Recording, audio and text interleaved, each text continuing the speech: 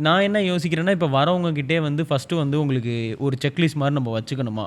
நீங்க என்ன புடிச்சிருக்கு? உங்களுக்கு என்ன கலர் புடிச்சிருக்கு? என்ன வந்து காட்டன் வேணுமா? இல்ல லெனின் வேணுமா? எப்படி நம்ம கேட்டு அத செக்லிஸ்ட் மாரி கொண்டு போணுமா? இல்ல வந்து அ எல்லார்கிட்டயுமே நம்ம பேச முடியாது. ஏன் கண்டிப்பா. அப்படின்னா, கூட்டமும் இருக்கிறதுக்கு வாய்ப்பு இருக்கு. நம்ம எப்படி சேல் நடக்கும்னு தெரியாது.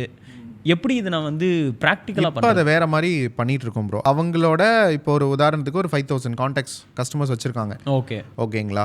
அந்த கஸ்டமர்ஸ்க்கு வந்து இவங்க வந்து என்னன்னா, ஒரு சாரி எக்ஸ்போ ரன் பண்றாங்க. ஒரு ஒரு ஸ்டோர். அவங்களுக்கு கஸ்டமர் வரணும். ஓகேங்களா? இந்த 5000 பேர்ல எல்லாரும் சாரி பர்ச்சேஸ் பண்றவங்க கிடையாது.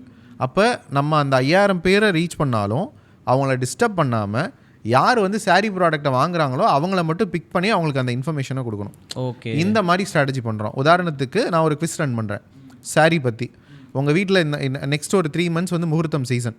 உங்க வீட்ல விசேஷம்னா, நீங்க வந்து என்ன மாதிரியான அ ஊர் புடவ வந்து வாங்குறதுக்கு விரும்புவீங்க? என்ன சாரி வாங்குறதுக்கு விரும்புவீங்க?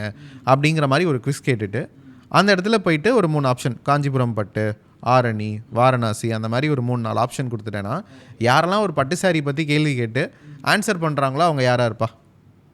வாங்கணுங்கிற விருப்பம் இருக்கிறவங்களா இருப்பாங்க. ஆ அவங்களுக்கு we reveal the information. Okay. எல்லாருக்கும் அத குடுக்க தேவையில்ல. ஓகே. இந்த மாரி ஸ்ட்ராட்டஜிஸ் நாங்க ஃபாலோ பண்றோம்.